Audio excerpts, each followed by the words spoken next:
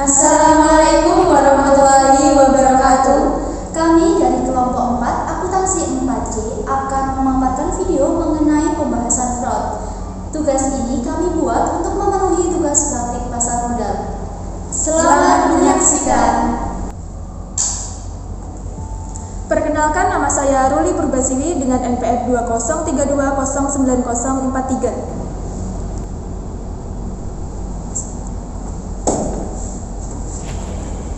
Perkenalkan, saya Ida Haryati dengan NIM 203209023. Perkenalkan, saya Efrasia Bradista Arsanda dengan nomor NIM 2032090045. Dan perkenalkan, saya Widya Yuni Astuti dengan NPM 203209015. Berikut adalah video pembahasan dari kami.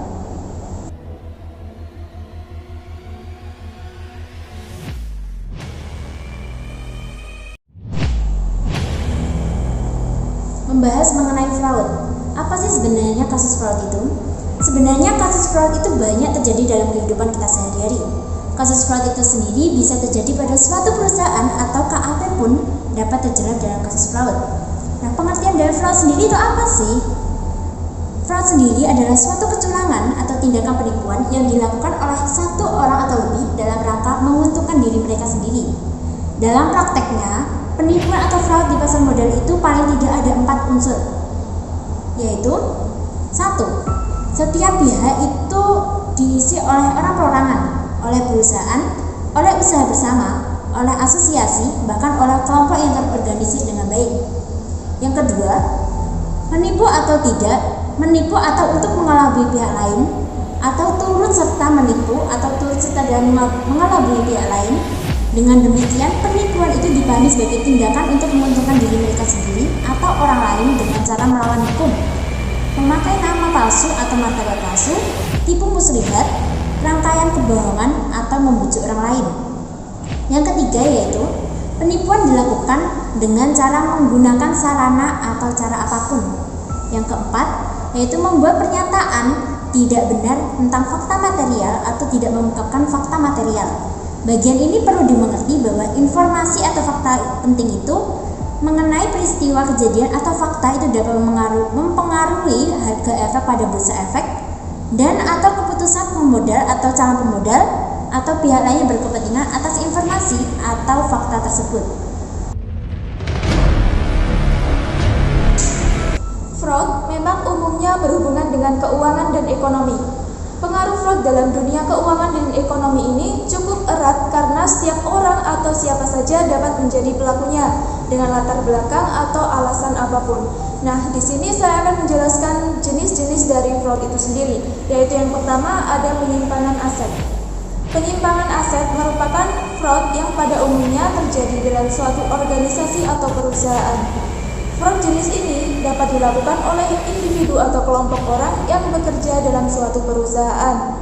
Fraud jenis penyimpangan aset ini misalnya terjadi dengan cara menggelapkan kas kantor, menggunakan fasilitas kantor untuk kepentingan pribadi, hingga menggunakan nama kantor demi keuntungan pribadinya. Untuk yang kedua, pencurian data. Pencurian data merupakan fraud yang terjadi dengan pengambilan data-data dalam organisasi untuk kepentingan pribadi pelaku. Fraud jenis ini pada umumnya disebut dengan computer fraud jika di suatu perusahaan atau organisasi terdapat pencatatan data terpusat pada komputer baik berisi pembukuan keuangan maupun catatan operasional. Sumber data komputer yang diretas atau dicuri demi keuntungan pribadi ini masuk dalam computer fraud. Yang ketiga yaitu korupsi. Korupsi merupakan fraud yang paling umum terjadi di suatu organisasi atau perusahaan. Menurut Britannica, korupsi merupakan perilaku menguntungkan diri sendiri atau orang lain yang bersumber pada sesuatu hal yang bukan miliknya. Korupsi dapat berbentuk penyuapan, pemerasan, dan penyalahgunaan informasi orang di suatu organisasi. Korupsi sebagai fraud juga dapat berwujud gratifikasi atau pemberian hadiah demi kepentingan jangka panjang. Untuk yang keempat adalah penggelapan uang. Penggelapan uang lewat skema investasi bodong merupakan salah satu fraud di bidang pemasaran. Penggelapan uang ini merupakan fraud yang berkolerasi dengan white collar crime di mana seorang atau kelompok menyalahgunakan aset yang dipercayakan kepadanya. Aset dalam hal ini adalah uang atau investasi yang berujung pada investasi bodong. Contoh dari fraud jenis ini misalnya adalah multi-level marketing dengan skema Ponzi, di mana pelaku menipu para investor untuk mempercayakan aset dan menggelapkan uang mereka tanpa diketahui ujungnya. Ada beberapa faktor yang seringkali menjadi penyebab fraud. Salah satunya adalah keinginan individu. Faktor individu menjadi faktor penyebab fraud yang pertama, karena tertanam di dalam diri seseorang, di mana terdapat dua kategori, yaitu moral dan motivasi. Kategori moral adalah ketika ada keinginan dalam diri seseorang untuk mendapatkan sesuatu hal, dan itu dapat memicu untuk melakukan tindakan fraud. Sedangkan untuk kategori motivasi, yaitu karena tidak terpenuhinya kebutuhan, sehingga fraud seringkali menjadi pilihan guna memenuhi kebutuhannya. Faktor yang kedua menjadi pemicu terjadinya fraud adalah tekanan ekonomi. Hal ini disebabkan karena seseorang yang berada di bawah tekanan ekonomi dapat melakukan fraud demi memenuhi semua kebutuhan ekonominya. Karena dorongan faktor ekonomi inilah, seseorang dapat mengambil keputusan yang salah hingga berujung fraud. Penyebab fraud yang ketiga adalah rasionalisasi. Faktor ini terjadi ketika seseorang melakukan rasionalisasi atau mencari pembenaran atas terjadinya kecurangan. Hal ini biasanya terjadi karena pelaku mempertahankan jati dirinya sebagai orang yang dipercaya, sehingga ia akan mencari pembenaran atas tindakannya tersebut. Faktor penyebab fraud yang keempat adalah lemahnya kebijakan dan hukum.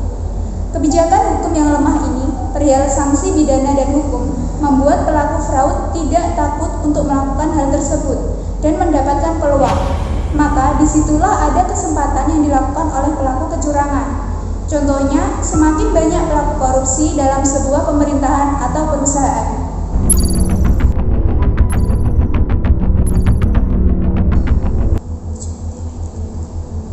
Membahas mengenai pembahasan selanjutnya, yaitu mengenai contoh kasus fraud. Kini kasus fraud bukan menjadi perbincangan yang syukur. Dampak besar yang ditimbulkan bagi perusahaan, masyarakat dan juga negara sangat ramai diperbincangkan bila kasus ini terdengar oleh media publik. Kasus fraud tidak hanya terjadi di luar negeri, namun kasus fraud sudah banyak terjadi di negara Indonesia. Kasus besar fraud Indonesia yang kini tengah ramai diperbincangkan diantaranya ada kasus Quotek, kasus Robot Trading Net 89, kasus Sarijaya Permana Sekuritas, kasus fraud PT Antaboga Delta Sekuritas Indonesia, kasus PT Asuransi Jiwasraya, dan kasus Binomo. Dari beberapa kasus tersebut, ada satu kasus yang dinilai kini tengah memanas, bahkan viral diperbincangkan publik, karena hal ini sangat banyak disorot oleh media publik Indonesia. Ya, kasus Quotek oleh Doni Salmanan, dikutip dari media publik berita JNN Indonesia. Kasus dengan tersangka Doni Salmanan dalam penggunaan aplikasi binary option melalui platform Quotek, yaitu kegiatan investasi yang berkedok judi online yang dilakukan melalui media elektronik, salah satunya yaitu YouTube.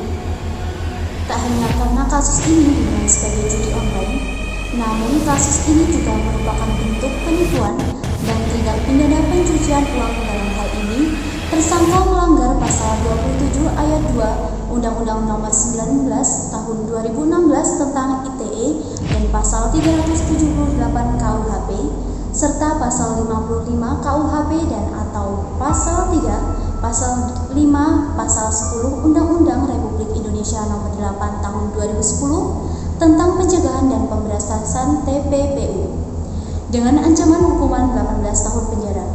Akibat dari kasus ini, pihak berwajib pun melakukan tindakan lanjutan, yaitu dengan menyita seluruh akun YouTube dan 2 akun email King Salmanan yang terkoneksi dengan YouTube dan Quotek.